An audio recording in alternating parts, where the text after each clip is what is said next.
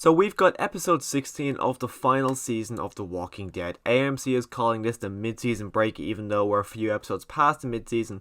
But if you haven't seen this episode yet, and you don't want to get the episode spoiled for you, do not watch this review, because this review is going to contain full spoilers for the episode that is called Acts of God.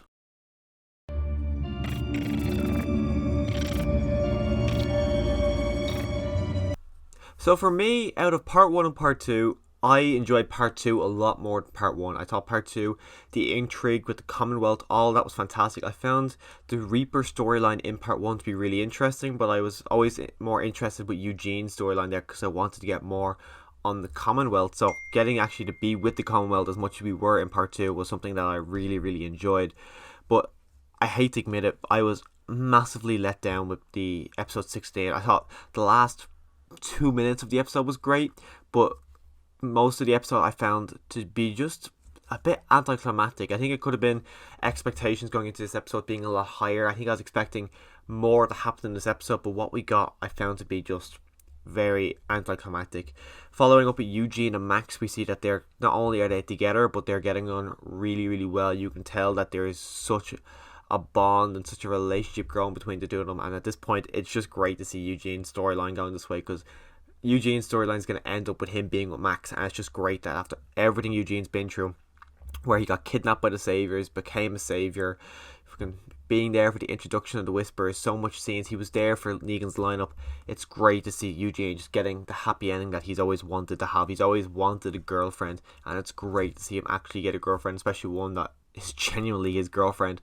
But he explains to Max what's going on, so Max then agrees to go into Pamela's, go into her files and take some legal documents, whatever she needed to get to give to I can't remember the girl's name, Connie. So then she goes into the office, she starts to steal stuff, and then Sebastian comes in. He's clearly on something. He was either pissed drunk or he's on some sort of drug, but he's all over the place saying how all he wants to do is see his mom. It's ridiculous that he has to do meetings to see his mom. She goes, this is just ridiculous. But he goes off, she takes the forms anyway, she gives them to Connie, and Ezekiel's there, everyone's there starting up the rebellion. Ezekiel's all for it, who was, you could tell by him, I think it was the last week's episode or the week before, with him setting up the hospital, you can tell that he was all for it. He wasn't all with the Commonwealth and that he didn't agree with how they done things, but to see him part of the rebellion, I wonder if he will be the one to take Rick Grimes instead. I was predicting it going into the whole Commonwealth storyline, but then for the most part, especially in part 2, he was barely in part 2, so I was thinking, are they gonna, because Ezekiel felt very sidelined this season, so I thought, well, Ezekiel's felt very sidelined for a while now. Even back half season 10 he's felt very sidelined, so I thought maybe this whole storyline they might not give it to Ezekiel just because they've really put him in the background. But seeing that he's now going to be a prominent member in the rebellion, I think that could be in part 2. They might start to bring Ezekiel back around to being a main character again. But again, we do see the beginning of the rebellion. I actually thought we'd start to see the protests in this episode, so I was expecting to see that at the end of part 2. No, I imagine that will probably be in maybe the end of episode 17, or maybe this like midway through episode 17. But I'd be surprised if we didn't actually see the riots in episode 17. But just to wrap up the storyline with Eugene and this whole group, Connie then writes the newspaper, she writes the article. It's the headline, something like Pamela Milton is lying to you. Pamela bursts into her office at the end and smacks it right down on Max's desk. I wonder if she's going to say something like, how did they get this information? Or can you believe what they're saying about me? I wonder if she's immediately going to go on the attack with Max and assume that she was part of this, or she's going to kind of talk to Max and say, what can we do here? What do you think we can be doing? Why is this happening to me? I wonder if she's going to think Max is on her side or not. I'd assume she's going to assume Max is on her side, because she doesn't know Max is with Eugene. She has no idea that Max is connected to these people at all, so she's probably thinking, this girl's been my assistant for 10, 12 years. She's on my side. So I assume Pamela will be very shocked when she finds out that Max is working with our group. But with our other storyline with Lance, we saw in last week's episode that Lance had hired Leah to kill Maggie. He never said it exactly in episode 15, but everyone knew exactly that's what was going to happen. So Leah is out there, she's getting everything set up. Lance did not actually tell Daryl, Aaron or Gabriel that he's hired someone. He's not trusting them at the at the moment at all, really. Daryl's not in his uniform, which is weird because he's a soldier in the situation. They're treating him as if he's a soldier because he is a soldier, but he's just not wearing his uniform, and I just think it's very irritating, the fact that we get it, he's the main character, but you're a soldier, just wear your goddamn uniform, and it just really, really annoys me. Maggie and the group at the hilltop are planning to leave the hilltop. It seems like there's only a few people. I don't know if there's been background people. I can't remember from times we've seen the hilltop so far this podcast, but it looks like it's just Maggie, Herschel, Elijah, and then some other guy. Seems like everyone else has either left to go to the Commonwealth or left to go to Alexandria. It seems like Hilltop has pretty much fallen because there's really no one here at the moment. So we do end up seeing Maggie and the very small Hilltop group go to an old Whisper outpost where they were living underground. I think it's so cool that they're still using Whisperer stuff, like even not for long, but like up until like episode 6 or something, or 7 of season 9, they were still talking about the saviors and had all the savior outposts. I like that the Whisperers are still coming up because for them it's probably been about a year at this stage, but it's still great that it's still relevant. This stuff is still useful for them. Like even in the last part 1, we saw Maggie and Negan actually wearing the Whisperer masks. So I just think it's really cool that it's still a relevant thing. But anyways, they go to the Whisperer base. Negan's down there. All of the whole group is underground. Maggie leaves Herschel with Negan and his wife, and even she says to Negan, which was something that with the announcement of the Maggie and Negan TV series, I knew it was eventually going to come, but it was just so surprising to hear her actually say it. She says, "I'm starting to trust you, Negan," and I was just like, wow, brilliant. We're starting to get somewhere. You understand, like, you'll always understand why Maggie hates Negan, but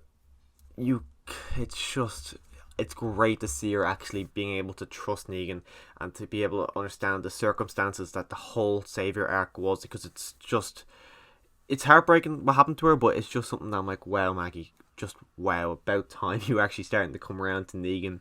But Daryl, Aaron, and Gabriel, of course, are off with these Commonwealth soldiers. They're looking around for Maggie, and then Daryl, Aaron, and Gabriel decide to start killing them.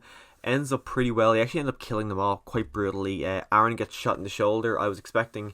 Aaron is someone who I think is not going to survive the entire series.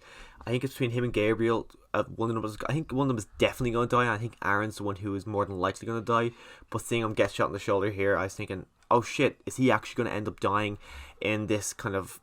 Because my prediction was for the mid-season premiere, or mid-season finale as they call it, was I thought Aaron was going to die. So I thought, oh shit, is Aaron actually going to die here? Just because, like, he's a standout character who's been there for so long. He looks like Rick in the comic books. I feel like he's a good character you can kill off to get a big emotional punch, because you're not going to get an Aaron spin-off TV show. So it's good, because all these characters that you know aren't going to get spin-offs, you can start killing them off, especially because we're in the final season. But you got 8 episodes left. I wonder how many people they're going to kill. I think Aaron is going to be one of those that they end up killing off.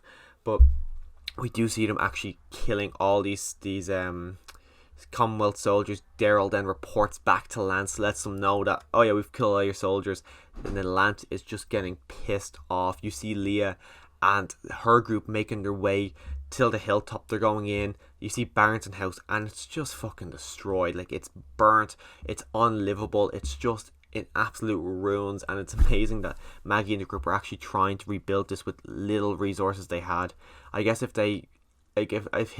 Alexandria and all the other communities were still standing, I'd be like, oh yeah, fair enough, building Hilltop. But the fact that Alexandria was destroyed too, and Maggie then goes off to rebuild the Hilltop, it's just shocking that they thought they could rebuild that with as little resources as they actually do have. But they do set it up with explosive inside Barrington House. Maggie and her group end up killing off some of the people that's with Leah. Leah ends up killing this random guy who I don't think we saw him in like an episode or two. I think episode 14 we met him for the first time, but we end up seeing him getting killed off in this episode, and then Leah comes out with 2 guns, just starts shooting us crazy. Our group just runs off, and it was just, you knew Leah was pissed.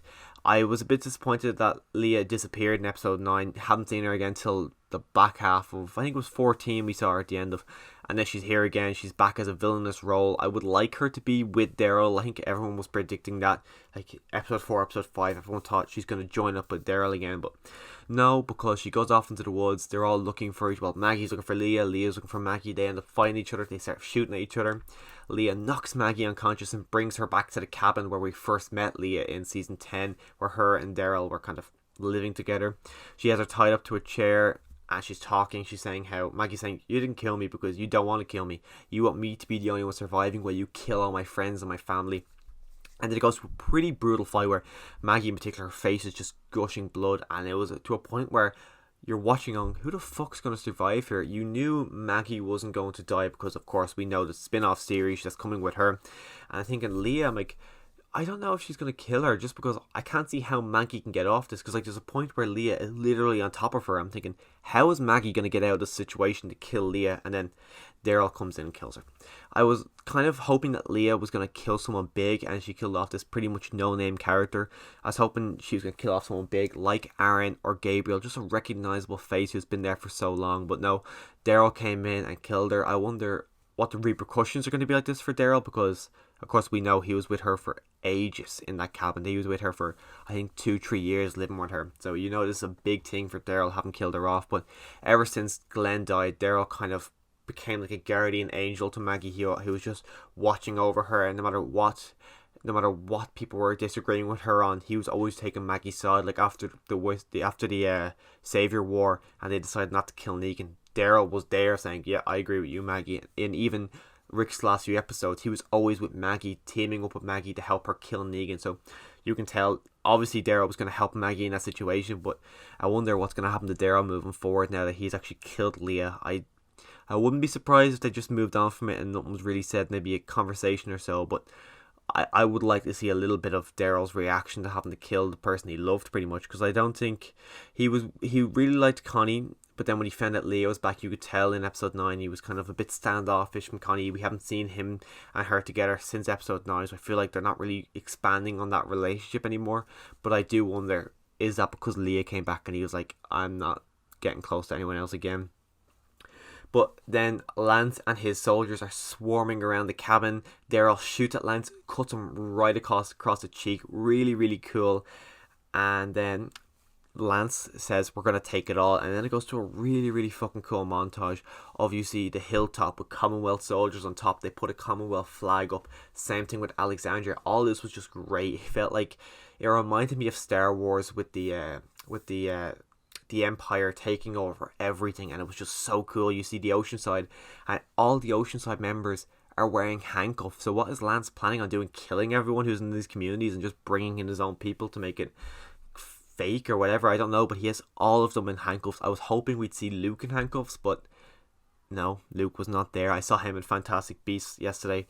Bad movie, bit off topic, but it's a bad movie.